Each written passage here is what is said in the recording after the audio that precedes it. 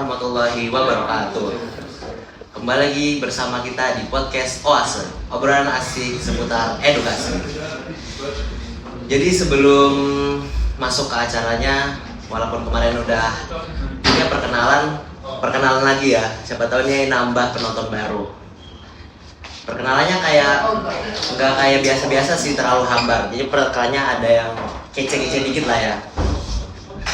Ditakdirkan seperti bintang, bersinar seperti matahari. Halo semuanya, Ane Ari. Sekarang saya ditemanin berbeda co-host sih, karena kemarin tuh sakit atau nggak tahu lah kenapa. Ya gimana nih co-host? Silakan perkenalan diri, soalnya viewer. Lalu kita tanpa perkenalan unik juga nggak apa-apa. Oke, singkat aja ya. Pagi-pagi makan ketan. Hai, nama aku Ketan. Udah, singkat aja kayak gitu. Nah, sekarang nih di episode kali ini nih, kita narasumber kita, masya Allah nih, kating-kating kita di Jordan. Dari S1, S2, S3 beliau di Jordania. Langsung aja kita ke narasumber kita, Ustadz Griza.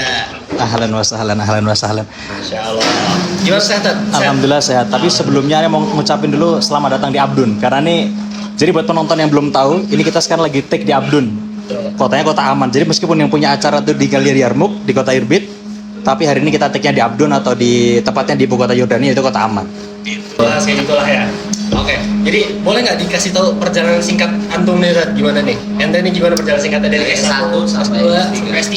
Oke, jadi sedikit perkenalan singkat kali ya. Mungkin beberapa teman-teman juga udah tahu, tapi mungkin ada banyak yang belum tahu juga. Jadi Ana di sini perkenalkan, nama Ana Gridzanda. Saat ini sedang menempuh pendidikan S3. Jadi di Jordan University. Dulu datang ke Yordania tahun 2015.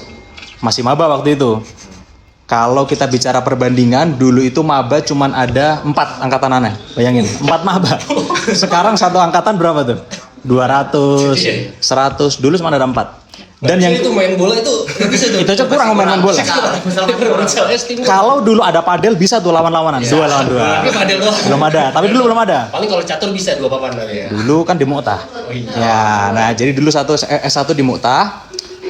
Kemudian selesai 2018, kemudian Ana lanjut ke Jordan University, ambil pendidikan magister, itu sama di jurusan fikih wa usul juga, jadi linear.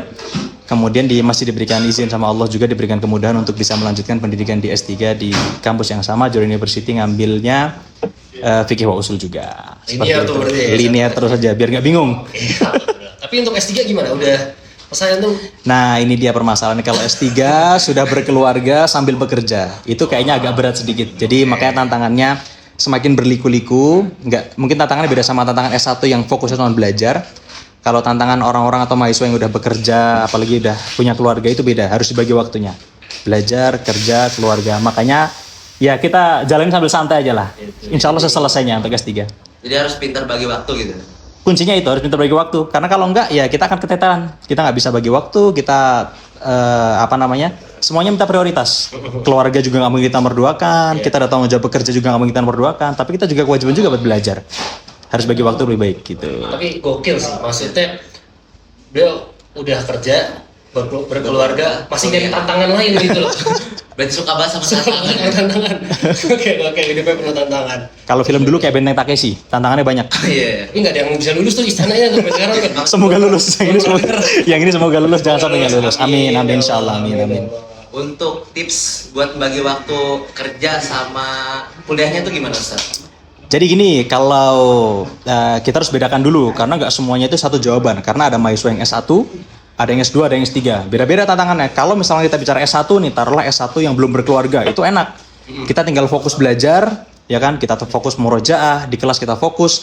Sekarang tuh lagi zamannya orang pada cari sampingan, ya kan? Cari sampingan, ada yang buka jasa ini dan itu. Kita semua tahu lah di Jordan, dan itu ya sah-sah aja, nggak ada masalah. Tapi yang jadi PR pertama adalah kita harus ingat nih, niat kita ke Jordan itu buat apa? Yaitu buat belajar. Jangan sampai kita fokus untuk tausil, kita fokus untuk jualan lain-lain, tapi kita lupa sama kuliahnya. Nah makanya itu dia bagi waktu. Kalau S1 belum berkeluarga, nggak apa-apa punya jasa, tapi silahkan misalkan pulang kuliah mau kerja tadi sampingan nggak apa-apa. Tapi setelah itu fokus lagi, malamnya belajar buat persiapan kuliah besoknya.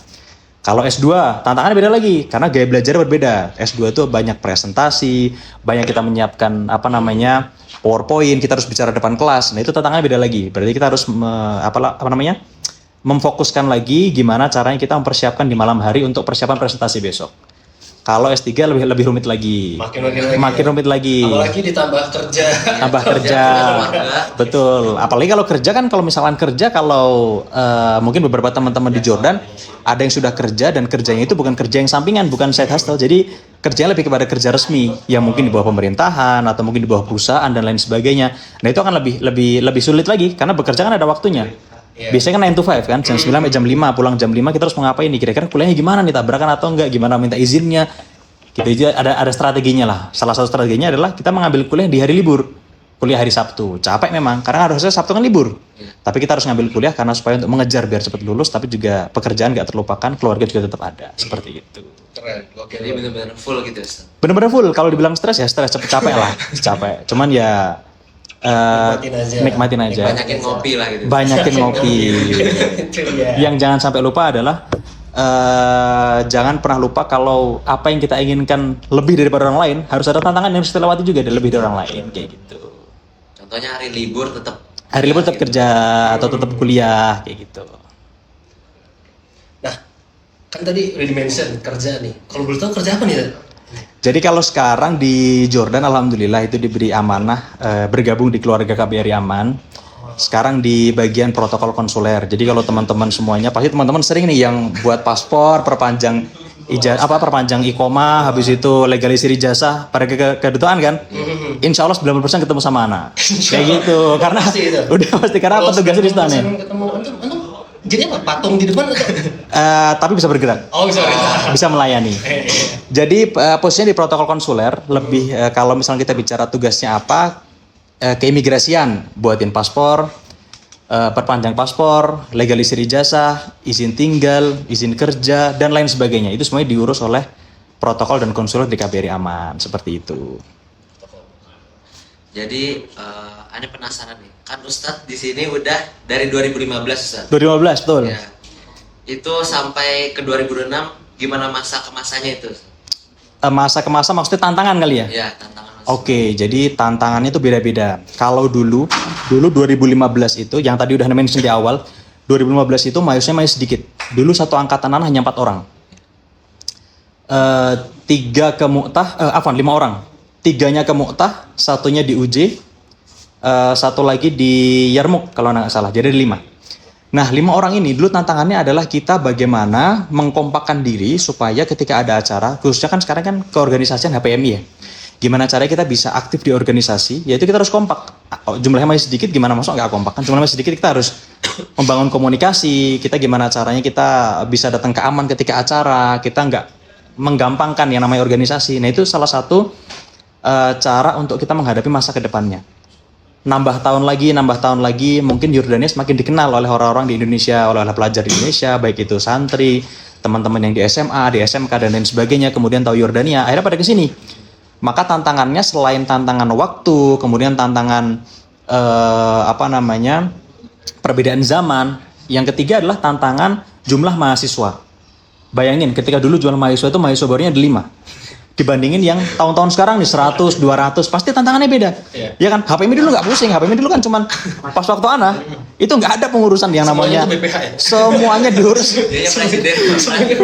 Presiden Wapres sama BPH semuanya. Hari jadi gampang gitu ya. Jadi gampang. Nah, kalau dulu itu makanya ini yang perlu disyukuri, harus banyak disyukuri sama teman-teman yang sekarang kuliah di Jordan. Sekarang itu kepengurusan HPMI itu sudah sangat positif dan sangat baik sekali. Dulu kalau anak ingat di 2015, dulu tuh nggak ada yang namanya pengurusan di Ta'lim Ali, Mu'adalah itu nggak ada. Semuanya mahasiswa baru langsung yang pergi ke sana. Jadi yang senior itu hanya ngasih tahu ente kesini naik taksi ini bilangnya ini. Bayangkan mahasiswa baru kesini lulusan pesantren kan masih ana uridu ad-dhahabu ila belum kita dibully kan sama sopir-sopir taksi gitu kan. Ngomong apa sih kayak gitu.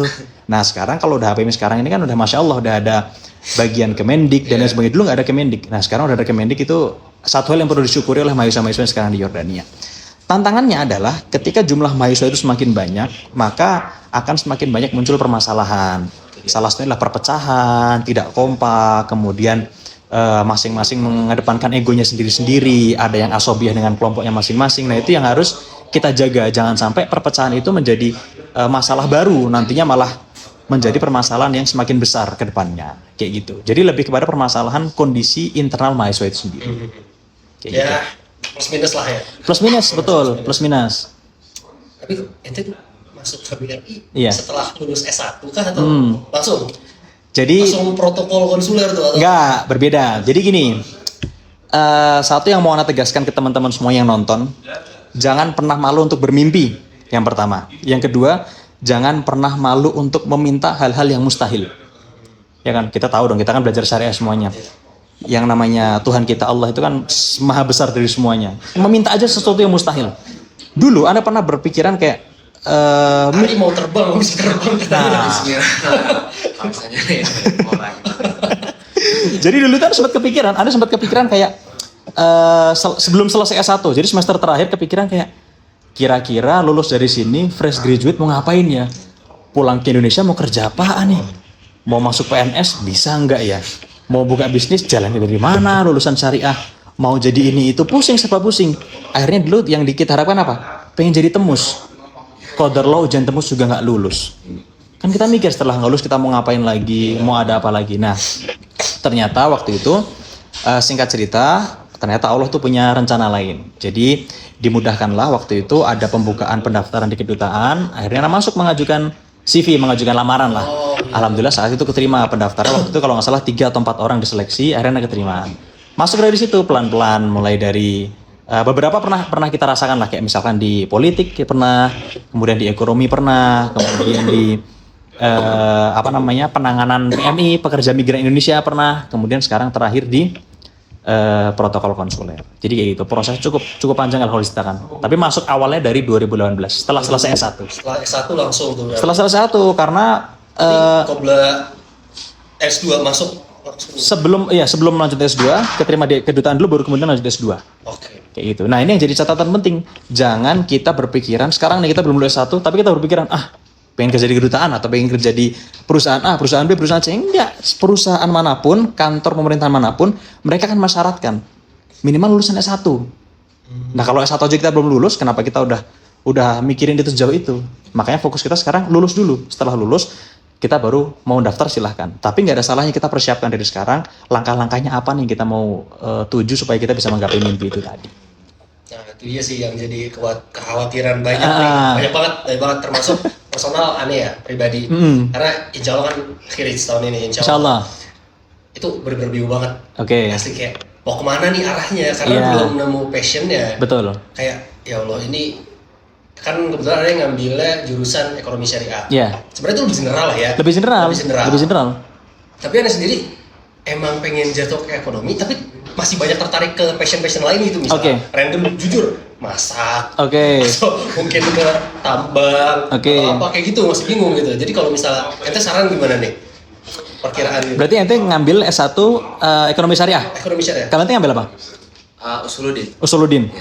Tantangan paling besar yang Ana lihat di mahasiswa Indonesia yang di Yordania itu sebenarnya lebih kepada jurusan yang syariah. Pernah dengar nggak ngeluh orang-orang yang teman-teman belajar syariah nanti di Indonesia kerja apa ya? Pernah dengar kan? Bener-bener gak mau jadi kebanyakan ustaz. Iya kan? Kayak misalkan kita selesai belajar syariah, belajar agama nih, berarti kita pulang ke Indonesia itu cuma bisa jadi ustadz. Udah. Pulang ke Indonesia pakai sarung, baju koko, songkok, punya santri. Udah. Mindsetnya kan itu. Tapi ternyata itu mindset yang salah. Nggak kayak gitu. Jadi kalau kita mau berkaca dari tahun-tahun sebelumnya, ternyata lulusan Jordan, Anda nggak bilang lulusan Timur Tengah, lulusan Jordan, supaya lebih spesifik. Lulusan Jordan itu bisa masuk ke lintas pekerjaan manapun. Pertama, kalau kita mau bicara dari pemerintah, ada lulusan kita yang sekarang menjadi anggota DPR RI aktif.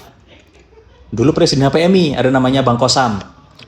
Ada juga sebelumnya DPR juga, ada kemudian penterjemah Menteri Agama. Itu kan hal yang mungkin belajarnya syariah di Yordania.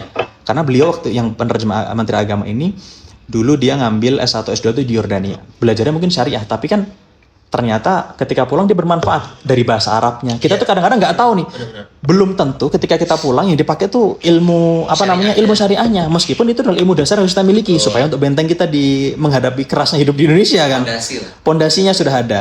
Ternyata Allah takdirkan dia itu diambil dari kemampuan bahasa Arabnya. Ya kan, jadi penerjemah. Ada lagi, kalau lulusan ekonomi syariah pasti tahu, teman-teman yang ekonomi syariah lulus jurusan ekonomi pasti tahu namanya Prof. Safi Antonio. Nah, Itu dia. se-Indonesia pasti tahu Profesor Ekonomi Indonesia, ya kan, guru besar, banyak lah pakar, ya kan. Jadi titel beliau tuh banyak, dan itu lulusan Jordan University, makanya itu kan menjadi satu kebanggaan. Itu salah satu atau beberapa contoh parameter yang bisa kita lihat. Jadi nggak cuman menjadi ustadz, menjadi dai, enggak. Karena menjadi dai itu nggak cuman tidak disyaratkan harus lulusan syariah, enggak. Kalau antum belajar Usuluddin ekonomi syariah pasti pernah dengar juga. Kalau kita baca hadis Nabi, kuntum khairu ummatin apa? Ukhrijat linnas. Ta'muruna bil ma'ruf wa tanhauna 'anil munkar. Itu kan udah PR dulu. Pertama kita dipuji dulu tuh, kuntum khairu ummatin, kalian itu sebaik-baik umat. Ya kan? Ta'muruna dipuji-puji dulu, habis itu dikasih PR belakangnya. Tapi ada tugasnya kalian itu tuh. Apa coba? Ta'muruna bil ma'ruf wa tanhauna 'anil munkar. Itu berarti kan dakwah. Ternyata semua umat muslim itu wajib berdakwah. Jadi nggak harus lulusan syariah. Nah, lulusan syariah itu jangan mempersempit pikirannya dengan, ya pulang ke Indonesia cuma bisa jadi ustadz, cuma bisa ngurusin santri. Jadi ini, enggak, ternyata banyak bisa masuk pemerintahan. Yang bisnis nggak kehitung, yang punya bisnis A, B, C, dari mulai yang tambang, alat berat semuanya ada, lulusan Jordan semuanya. Kalau kita bicara ustadznya, ya emang ustadz banyak, karena mungkin ada beberapa yang mungkin passionnya emang pengen jadi pengajar, kayak gitu. Berarti bisa tuh, misalnya lu pengen bisnis nih, lu pakai ilmu syariah lu, ya nggak apa-apa lah. Maksudnya kayak, ya hukum halal haram paham lah pastilah, basic. Loh, itu kan kepake. Sekarang kalau misalkan berbicara syariah, ada fikih muamalat. Tuh. Pasti kepake di bisnis, ya kan? Perusahaan biasanya kepake aja. Kepake. Sekarang tantangannya adalah apa sih bedanya kita lulusan? Ini menjadi poin plus loh untuk teman-teman yang lulusan belajar syariah, khususnya di Jordan. Poin plusnya apa? Kita tuh punya basic agama, jadi kita bisa membentengin diri kita. Belum tentu orang-orang yang masuk dalam dunia bisnis di Indonesia itu, dia itu paham dengan fikih muamalat. Gimana sih ketika kita bertransaksi supaya transaksinya halal? Gimana supaya nggak ada unsur ribawi? Itu kan penting. Kelihatannya sepele, tapi ternyata itu penting. Dan itu nggak semua orang punya itu. Maka kita harus bangga. Jangan sampai kita malah justru malu dengan jurusan yang kita ambil, nggak pede kita mau apa. Apa yang kita ambil, kita pelajari sekarang di Jordan, itu akan bermanfaat nantinya. Seperti itu. Mungkin mereka lebih paham akan bisnisnya, tapi masih terikat dengan hal-hal yang haram yang nggak sepaham kita. Seperti itu. Dalam fikihnya lah. Karena ya kita tahu lah sekarang tantangannya kan generasinya udah bukan Gen Z lagi sekarang kan. Apa sekarang? Alpha. Udah pasti akan ganti generasi, pasti akan ganti tantangan. Seperti itu. Training lah. Tapi menurut Ustadz, kan banyak yang bilang kalau misalnya S1 itu dapat kerja itu susah kan, Tat? Dan pindah jadi S2. Katanya S2 tuh buangan katanya. S2 tuh buangan? Iya. Di Indonesia? Ustadz gimana? Susah sih. Tapi ya kalau misalnya aneh jawab dulu. Coba gimana kalau Patan gimana? Iya, kan kita pengen tahu nih supaya penonton juga tahu dari karena kita nggak dapat kerja, terus ya udah milih S2 aja dah gitu. Oh, jadi justru S2 itu jadikan opsi daripada nggak kerja. Ya, Oke. Coba kalau menurut kalian gimana? Kan kita biar lihat POV-nya ya. POV Patan gimana? Sebelumnya saya belum S2, S1 ya belum kelar. Oke. Ini menurut saya dari ngobrol-ngobrol lah sama orang-orang, sama ngeliat banyak video-video. Ya orang di Indonesia sih, maksudnya instansi kayak gitu tuh bisa emang S2 mungkin ngekejar gelar doang atau enggak tempat doang gitu nih. Kayak misalnya di UI banyak, ya mohon maaf nih nyebut merek. Ya kampus terkenal lah. Bisa bayar kursi doang gitu cuma buat biar kelihatan bagus supaya dapat titel lah seenggaknya. Iya, dapat titel di keluarganya, walaupun ya ujungnya keluarnya nggak ada isinya, kosong gitu loh. Jadi kayak kalau misalnya emang dibandingin sama kerja ngelihat sekarang ya, kalau menurut Ane ngelihat indeks ekonomi, ahsannya menurut Ane sih sebenarnya kerja dulu sih. Dibanding ngambil S2 dulu. Tapi kalau misalnya emang ada rezeki S2 ya silakan aja. Ane sendiri juga pengen S2, tapi niatnya linear sih, insya Allah ekonomi juga. Ya setelah S2-nya niatnya duit hasil kerja sih. Kalau Ana sebenarnya itu lebih kepada pilihan masing-masing. Jadi mau ada orang yang S1 mau lanjut kerja atau S2 mau lanjut juga nggak ada masalah. Tapi yang mau digarisbawahi adalah pertanyaan dari ente tadi, bahwasannya ada beberapa mindset orang-orang yang ternyata ngambil S2 itu buat ya udahlah daripada nggak kerja mending S2 aja lah. Nah itu mindset yang salah. Pilihannya adalah lulus S1 kemudian dia lanjut kerja karena dia tahu tujuannya. Makanya dari sekarang buatlah roadmap kita ke depan tuh untuk apa. Ya kan kita harus tahu map kita tuh apa. Setelah lulus ini mau ngapain, 2 bulan lagi mau ngapain, tahun depan mau ngapain. Kita harus punya mapnya, kita tulis. Karena apa yang kita tulis terkadang itu menjadi doa yang nggak kita sadari. Nah itu harus penting itu kita tulis. Setelah lulus S1 apakah mau kerja? Kalau mau kerja, kerja. Ya kan kalau enggak jangan terus memaksakan diri. Udah S2 daripada nggak kerja. Karena orang-orang yang mengambil S2 harus tahu tujuannya. Biasanya untuk mengupgrade diri, mengupgrade kemampuan. Karena ada beberapa perusahaan di Indonesia yang sekarang, ya kita tahu lah di Indonesia kan pekerjaan semakin sulit, ya kan? Sekarang kalau kita bicara nggak usah pendidikan S1, kemudian harus S2. Nggak usah pendidikan. Umur aja kadang-kadang sekarang masuk kan syarat di Indonesia kan. Umur minimal, berpenampilan menarik, good looking. Habis itu, iya kan? Tinggi badan, iya kan? Tinggi badan, fisik rata-rata yang dinilai fisik. Nah, daripada kita fokus ke hal-hal yang seperti itu, lebih baik kita fokus ke pengembangan diri, iya kan? Kalau misalkan kita kalah di good looking, tapi kita gede di betul kayak gitu. Ya. Nah, kalau sekarang di Indonesia itu kan udah banyak banget yang memfasilitasi kayak misalkan lulusan Timur Tengah, jurusan-jurusan yang mungkin jurusan agama, yang mungkin kita nggak pede dengan itu. Pemerintah itu menyediakan layanan-layanan kayak sertifikasi, ya kan kayak iya kan? Iya. Apa ya namanya ya? BNSP. Iya. Nah, BNSP itu kan ngasih sertifikasi itu. Jadi sertifikasi itu kadang-kadang ngasih kita titel di belakang. Nah, dengan sertifikasi itu kita ternyata bisa menggantikan ijazah kita yang mungkin tadi teman-teman nggak pede, aneh lulusan syariah kira-kira bisa nggak ya? Ternyata bisa. Banyak teman-teman syariah itu yang ngambil sertifikasi BNSP, baik itu menjadi mentor, mau menjadi kerja di bisnis ABC, itu bisa diambil. Dan sekarang jangan salah, nggak semua perusahaan itu fokus kepada kita lulusan apa, tapi kita mampu berbuat apa, kayak gitu. Kalau misalnya ngelihat nih ya, Aning coba baca data statistik dari apa sih namanya BPS, pusat statistik.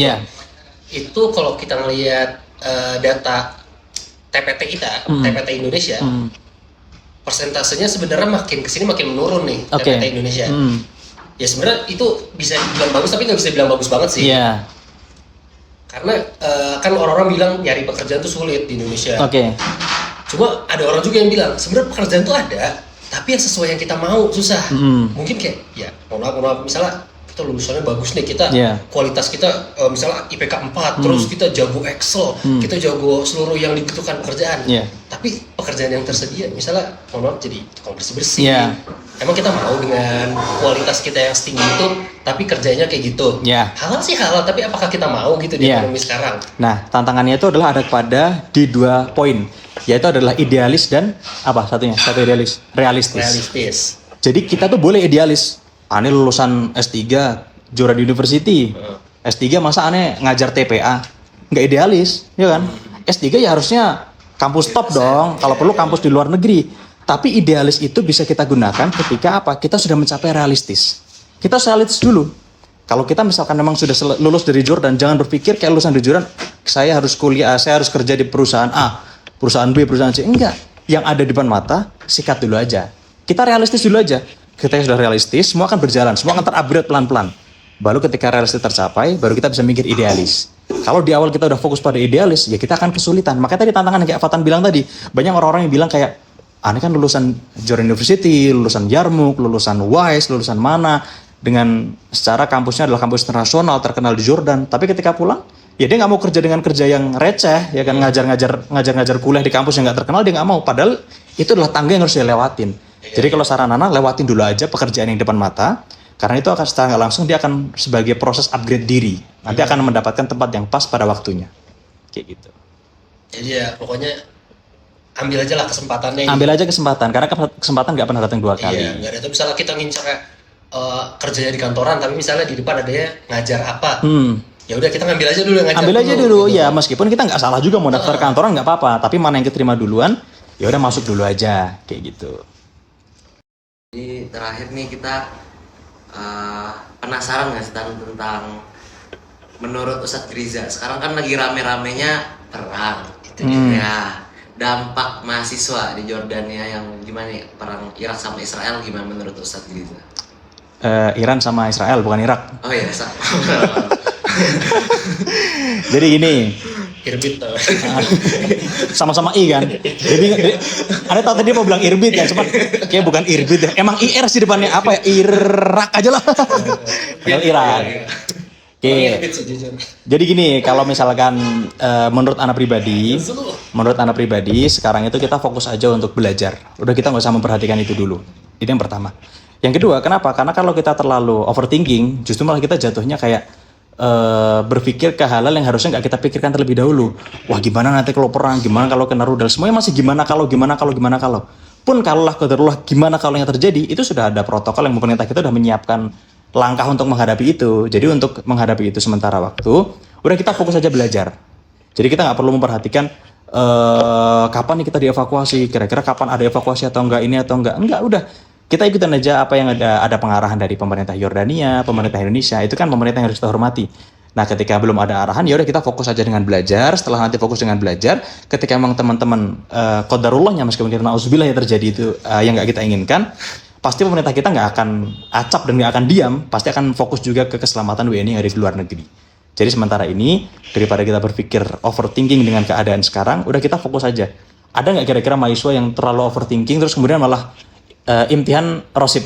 Ada nggak? Ada, pasti ada. Karena dia malas belajar, kan mikir kayak, udah ngapain belajar, daripada belajar ntar juga jatuhnya perang.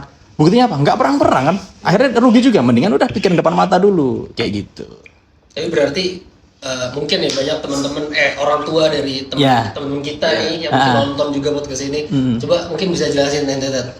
Karena mungkin banyak dari orang tua tuh yang kayak panik, anaknya gimana nih? Anak saya gimana? Iya, terlalu khawatir gitu. Anak saya gimana di Yordan gini-gini. Mungkin bisa dikasih tahu kondisi lah keamanan Yordan gimana. Oke, jadi kalau keamanan di Yordania sekarang ya, yang ya Fatan kan juga lihat, antum juga lihat semua kan di Yordania. Kita sekarang aman-aman aja. Begitu kita podcast di kafe, ngopi, kalau misalkan kamera bisa nge-shoot ke belakang, itu ya ada kegiatan di luar juga, ada yang lalu lalang, naik motor dan lain-lain, itu masih aman-aman aja. Berarti buktinya apa? Kondisi di Yordan adalah stabil dan aman, seperti itu. Nah, kekhawatiran yang terjadi itu wajar. Namanya orang tua, ada buah hatinya yang ada di Yordania, kondisi lagi perang di Timur Tengah, wajar ada kekhawatiran. Tapi yang perlu digarisbawahi, jangan sampai terlalu overthinking. Kuncinya apa? Ikutin aja panduan informasi dari media-media yang kredibel. Kalau di sekarang ya kita bisa ikutin informasi dari perwakilan, ada kedutaan besar Indonesia yang ada di Amman, ada mungkin akun-akun media sosial milik HPMI. Nah itu ikutin aja. Yang di situ itu kan tentu nggak mungkin di-share di media sosial kalau itu nggak kredibel, ya kan? Makanya ini saran untuk teman-teman dari HPMI juga harus memberikan update supaya orang tua juga tenang gimana sih kondisi di sana. Karena ya kita tidak pungkiri bahwasannya mungkin ada media-media Indonesia yang mungkin melebih-lebihkan, provokasi, akhirnya digoreng-goreng, akhirnya menciptakan kekhawatiran yang berlebih seperti itu. Jadi kuncinya adalah kepada komunikasi. Bagaimana HPMI menyampaikan, kemudian orang tua memahami, orang tua juga nanya aja langsung ke anaknya, gimana sih kondisi di sana, beneran nggak sih ada ini, tanya aja langsung, komunikasi, jangan langsung mengambil kesimpulan, wah kata berita media A. Media A, iya ini ya, kayak gitu, betul, kayak gitu, seperti itu. Ya intinya berarti alhamdulillah aman Jordan ya. Ya seperti yang kita saksikan aja. Ini kan kita kalau misalkan nggak aman, nggak mungkin kita podcast di luar, di kafe. Evakuasi aman itu ya. Belakang kita bolong kalau ini. Ya kapan evakuasi jadinya aman di sini. Mungkin kalau mau ke Yordania bisa juga datang ke sini sekarang juga. Pakai RJ tapi palingnya. Iya, lain-lain masih nutup. Ya, alhamdulillah kita udah 20 menitan udah sharing gitu ya Tan. Kita udah ya teman-teman tahulah akhirnya maksudnya jadi gimana situasi Yordania sekarang sebagai mahasiswa tuh kayak gimana biar orang tua juga nggak panik, bisa lah dikabar-kabarin orang tuanya, saling komunikasi, jaga komunikasi. Betul. Terus terkhusus untuk teman-teman yang mau lulus dan secara umum untuk semuanya mahasiswa Indonesia di Yordania bisa denger lah tadi gimana kata Ustadz Griza persiapannya atau enggak saran-saran Ustadz Griza. Nggak harus nih kita lulusan syariah terpatok pada menjadi dai atau enggak jadi pengajar dalam urusan agama gitu. Kan emang dakwah tuh hukumnya wajib, tapi kan apakah harus jadi dai, jadi ustadz kan nggak wajib. Betul. Bisa aja lulusan Usuluddin nih kayak misalnya Ari jadi bisnis, dan bisnis kan bisa lebar kemana aja gitu. Tapi kalau gua kan ekonomi syariah masih lebih general lah. Intinya nggak harus jadi dai, tapi ya ini kita ke Yordan ada nilai plusnya setidaknya kita belajar agama lah better insya Allah. Iya. Ada apa sih basicnya lah kita ya Iya. di agamanya. Bisnisnya misalnya gue di ekonomi syariah, misalnya nanti gue lulus dari sini mau bikin bisnis gitu, mungkin banyak pesaing-pesaing gue di Indonesia yang punya bisnis lebih bagus, lebih baik, tapi apakah semuanya sesuai dengan prinsip syariah untuk yang di bisnis muslim ya? Kan belum tentu gitu Betul. kan. Betul. Makasih banyak lah Ustaz Rizal, jazakallah khairan. Wa iyyakum wa iyyakum. Allah barakallahu fiik lah. Wa fiikum barakallah. Jadi alhamdulillah kita sudah di akhir podcast. Seru sekali ya ngobrol sama Ustadz Griza santai sambil minum matcha latte. Mungkin ini saya menjadi host yang terakhir. Kapan-kapan bisa ketemu lagi. Assalamualaikum warahmatullahi wabarakatuh.